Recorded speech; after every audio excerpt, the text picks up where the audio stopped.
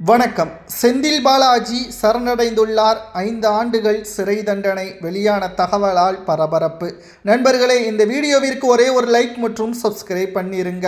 1 மாத காலமாக தலைமறைவாக இருந்த செந்தில் பாலாஜியும் அவரது தம்பி அசோக்குமாரும் இன்றைக்கு திருவல்லிக்கேணி காவல் நிலையத்தில் சரணடைந்து நீதிமன்றத்தில் ஆஜராகியுள்ளனர். தாவேகாவின் ஆட்சியை கவிழ்ப்பதற்கு குதிரை பேரம் நடத்தப்பட்டதாக கைது செய்யப்பட்ட கரூர் கும்பல் 14 பேர் கொடுத்த வாக்குமூலத்தின் அடிப்படையில் செந்தில் பாலாஜி அவர்கள் 20,000 கொடுத்து நீதிமன்றத்தில் முன்ஜாமீன் பெற்றுவிட்டார். ஆனாலும் அவர் ஒட்டுமொத்தமாக தாவேகாவின் ஆட்சியை கவிழ்ப்பதற்கு சதித்திட்டம் போட்டாரா என்பதை காவல்துறை அதிகாரிகளிடம் விசாரணைக்கு அவர் நேரடியாக முன்வந்து பேசியிருக்க வேண்டும். ஆனால் அவர் வழக்கிற்கு ஒத்துழைப்பு கொடுக்காமல் தலைமறைவாக இருந்தது மீண்டும் ஒரு சந்தேகத்தையும் மிக பெரிய அளவில் செந்தில் பாலாஜியின் மீதும் அவரது தம்பி அசோக்குமாரின் மீதும் கொடுக்கக்கூடிய கைது செய்யப்பட்ட நபர்கள் கொடுத்த வாக்குமூலத்தின் அடிப்படையில் நிச்சயம் இவர்கள் ஒத்துழைப்பு கொடுக்காத காரணத்தை அடிப்படையாக கொண்டு நீதிபதிகள் விசாரணைக்கு இந்த வழக்கை அடுத்த கட்டத்திற்கு கொண்டு செல்ல வேண்டும். உடனடியாக செந்தில் பாலாஜியின் முன்ஜாமீனை ரத்து செய்ய வேண்டும் என்றும் அரசு தரப்பினர்கள் கூறியுள்ளனர். ஆனால் நீதிபதிகள் தற்பொழுது செந்தில் பாலாஜியிடம் கேட்ட ஒரே கேள்வி என்ன தெரியுமா? நீங்கள் தவறு செய்யவில்லை என்றால் எதற்காக ஓடி ஒளிய வேண்டும்? 20,000 ரூபாய் கொடுத்து முன்ஜாமீன் பெற்றுவிட்டீர்கள். ஆனால் காவல்துறைக்கு ஒத்துழைப்பு கொடுக்காமல் எதற்காக தலைமறைவாக இருந்தீர்கள்? அது மட்டுமல்ல, நீங்கள் தற்பொழுது சிட்டிங் எம்எல்ஏ. உங்களது தொகுதி மக்களுக்கு உங்களுக்கு ஒட்டுமொத்தமான மதிப்பும் மரியாதையும் நீங்கள் நல்லது செய்வீர்கள் என்று காரணத்தினால்தான் கோவை தெற்கில் உங்களை வெற்றியடைய வைத்தார்கள். ஆனால் தலைமறைவாக இருந்தால் அந்த தொகுதியின் நிலைமை என்னவாக மாறும்? இதுவரைக்கும் நீங்கள் கோவை தெற்கில் சட்டசபை அலுவலகத்தை திறந்து வைக்கவில்லை. அப்பகுதி மக்களின் கோரிக்கைகளையும் நிறைவேற்றவில்லை. நீங்கள் ஒரு கட்சி ஆளுங்கட்சியாக வந்து அமைச்சரவையாக நீங்கள் பொறுப்பேற்று உங்களது வழக்குகளை தள்ளுபடி செய்ய வேண்டும், அதிலிருந்து தப்பிக்க வேண்டும், சிறையிலிருந்து தப்பிக்க வேண்டும். இதற்கு முன்னால் செந்தில் பாலாஜியின் மீது போடப்பட்ட அனைத்து வழக்குகளையும் நாம் பார்த்தால் 5 முதல் 7 ஆண்டுகள் சிறை தண்டனை வழங்கப்படும். இதில் இருந்து எல்லாம் தப்பிப்பதற்குத்தான் செந்தில் பாலாஜி அவர்கள் கரூரை விட்டு கோவை தெற்கில் போட்டியிட்டு வெற்றியடைந்தார் என்பதை நீதிபதியை கேட்கக்கூடிய அளவிற்குத்தான் திமுகவின் செயல்பாடுகளும் அமைந்துள்ளது. திராவிட முன்னேற்ற கழகத்தின் ஆட்சி அதிகாரங்கள் இழந்த கையோடு செந்தில் பாலாஜியின் மீதும் இருக்கக்கூடிய குற்றச்சாட்டுகளும் நாளுக்கு நாள் அதிகரித்து கொண்டே இருந்தது. மேலும் செந்தில் பாலாஜியின் தம்பி அசோக்குமார் அவர்களும் தலைமறைவாக இருந்தது கூடுதலாக சந்தேகத்தை அதிகப்படுத்தியது.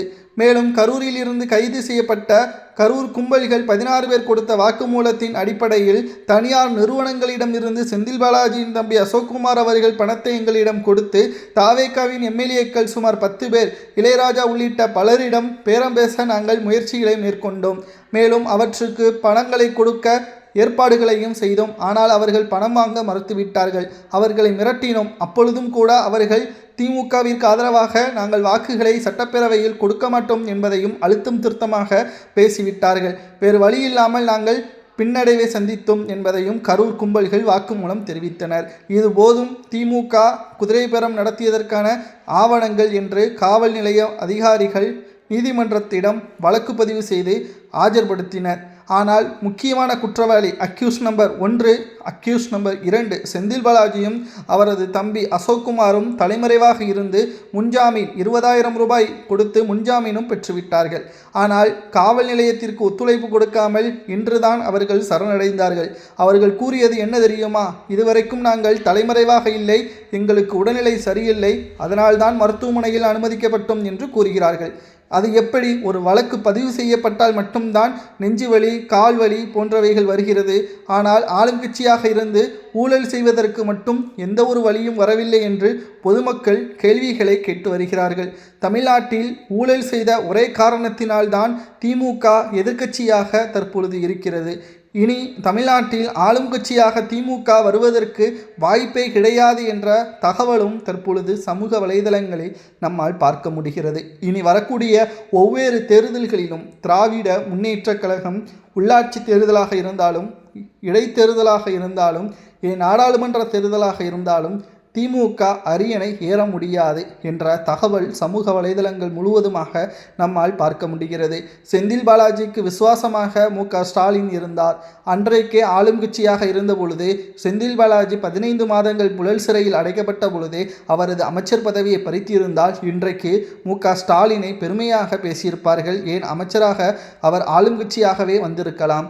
ஆனால் ஊழலுக்கும் தவறுக்கும் உறுதுணையாக திமுக செயல்பட்டதன் காரணமாக மக்கள் இன்றைக்கு கொளத்தூரிலேயே ஸ்டாலினை தோல்வியடைய வைத்து தற்பொழுது எதிர்க்கட்சி வரிசையில் கூட அமர வைக்க முடியாமல் ஸ்டாலின் வீட்டில் இருக்கக்கூடிய நிலைமையும் உருவாகியுள்ளது. மேலும் இதை பொறுத்து கொள்ள முடியாமல் எப்படியாவது தனிப்பெரும்பான்மை இல்லாத தாவேக ஆட்சியை கவிழ்ப்பதற்கு உடனடியாக 10 எம்எல்ஏக்களை விலைபேசி விடலாம் என்ற எண்ணத்தில் இருந்த செந்தில் பாலாஜி அவர்கள் இதற்கு உறுதுணையாக இருந்த தனியார் நிறுவனங்கள் அனைத்திற்குமே தற்பொழுது நடவடிக்கை எடுக்க காவல்துறையினர் முன் வந்துள்ளனர். மேலும் சரியான ஆதாரங்களும் சரியான ஆவணங்களும் காவல்துறையிடம் இருக்கிறது. இது போதும் திமுக குதிரை பேரம் நடத்தியதற்கான ஆட்சி கலைப்பை உறுதி செய்வதற்கு அனைத்து ஏற்பாடுகளையும் செய்த தவறுக்காக தேர்தல் ஆணையம் இதை நேரடியாக தலையிட்டு திமுக தேர்தலில் போட்டியிடாதவாறும் அதே சமயம் செந்தில் பாலாஜியின் முன்ஜாமீனை ரத்து செய்து இதற்கு முன்னால் செந்தில் பாலாஜியின் மீது போடப்பட்ட அனைத்து வழக்குகளையும் குறுகிய காலத்தில் விசாரணை செய்ய வேண்டும் என்று நீதிபதி தீர்ப்பை வழங்கினால் சுமார் 5 ஆண்டுகள் முதல் 7 ஆண்டுகள் வரை சிறை தண்டனை, அவரது சொத்துக்கள் பறிமுதல் செய்யப்படலாம்.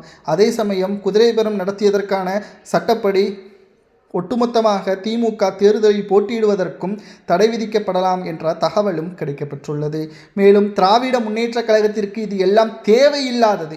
ஏனென்றால் ஸ்டாலின் அவர்கள் கலைஞருடன் பயணித்தவர் என்று கொஞ்சம் கூட அவருக்கு அரசியல் என்னவென்று அடிப்படை ஒட்டுமொத்தமான எல்லாத்தையும் மறந்து விட்டாரா? பொம்மையாகத்தான் செயல்பட வேண்டுமா? திமுக தான் தோல்வி அடைந்து விட்டது, ஒரு 6 மாதம் பொறுமையாக இருங்கள் என்று மூத்த அரசியல்வாதிகள் கூறியுள்ளார்கள்.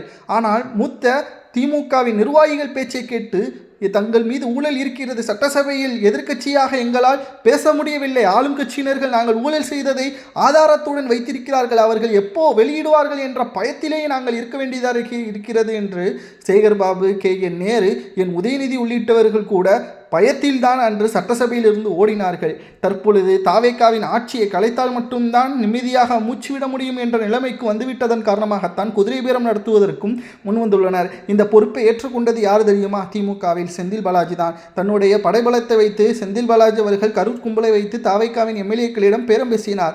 ஆனால் விலை போகாத தாவேகாவின் எம்எல்ஏக்கள் இதற்கு முற்றுப்புள்ளி வைக்க வேண்டும் என்பதற்காக மூத்த அமைச்சர்களிடமும் காவல் நிலையத்திடம் புகார் கொடுத்து ஆதாரங்களை கொடுத்து தற்பொழுது தலைமறைவாக இருந்த செந்தில் பாலாஜி சரணடைய வைத்துள்ளார்கள் என்றால் நிச்சயம் தாவேகா சிறப்பான ஆட்சியை தான் கொடுத்து வருகிறது. அதே சமயம் திமுகவிற்கு அரசியல் மறந்துவிட்டது. மேலும் திமுக ஆட்சி அமைக்க முடியாத அளவிற்கு விஜய் அவர்கள் முதல்வராக சிறப்பாக செயல்படுகிறார். நண்பர்களை, செந்தில் பாலாஜிக்கு 5 ஆண்டுகள் தண்டனை போதுமா அல்லது எத்தனை ஆண்டுகள் வழங்கலாம் என்பதை கமெண்டில் கூறுங்கள்.